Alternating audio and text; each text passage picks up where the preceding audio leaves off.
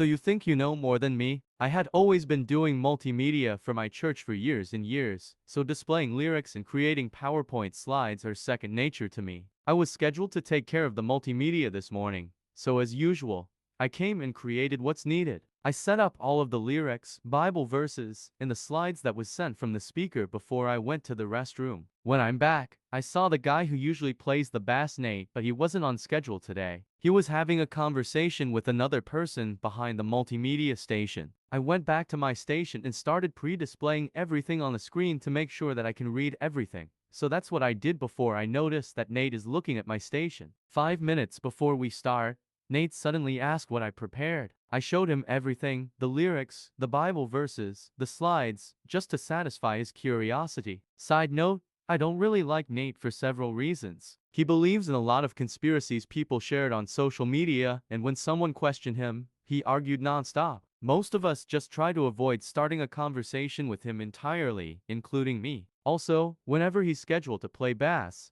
he tuned his amp's volume quite high, higher than the other musical instruments that I can feel the vibration every time he plucks his bass, and the multimedia station is at the very back of the room. He's just super obnoxious. Apparently, his obnoxiousness is at a high rate today, because as soon as he saw the slides I prepared, he said that the font size is too small. He didn't say it might be too small. No, he said it's too small. I told him that it's fine. It's the regular font size we all use week after week, but he wouldn't drop it. By this time, the service started, but for some reason, he didn't go to find an empty seat in the audience. Rather, he sat on a stool behind my station, while repeatedly telling me that the font is too small. By this point, I was listening to his font mantra behind me while displaying the lyrics for the singers. After a couple minutes, I asked him if he's planning to sit with the audience, and I kid you not, this is his response. Up, your font is too small, you need to increase it. I can't believe it. He's so fixated on my slide's font size that he refused to leave me alone until I fulfill his wishes. By this point,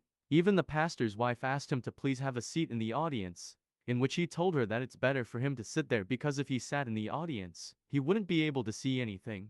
I had enough. Malicious compliance initiated. While still controlling the displayed lyrics, I also edited the slides while he watched, so I'm multitasking. Mind you, the service has already begun, so I can't actually display the slides just to make sure. I increased the font so big that the slides look ridiculous. Before, there were only 10 slides, and one slide could contain 6-7 lines of 2-3 Bible verses with a translation section below it. Now, there are about 40 slides with 15 plus lines that contains only 6 words in each. I can barely fit the translation part, and each slides could contain only one verse. It looked totally atrocious. After witnessing his destruction, he patted me on my back, gave me a thumb up, and went to find an empty seat. I looked at the pastor's wife, and even she shook her head. During the sermon, it was extremely awkward. The speaker was having a difficult time reading from the screen because he kept on pausing after each line. I also have to switch the slides quicker than before, because each only consisted of one verse, which interrupted the speaker's pace. After 10 minutes, the speaker gave up and just read from his own Bible, which most audiences follow suit.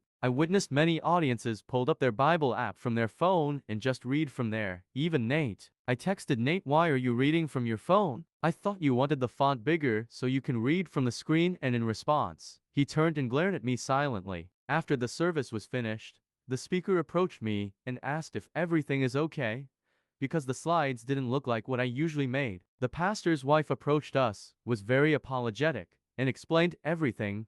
Then we looked for Nate, in which we couldn't find him in the crowd. I guess he was too embarrassed to admit his monstrosity.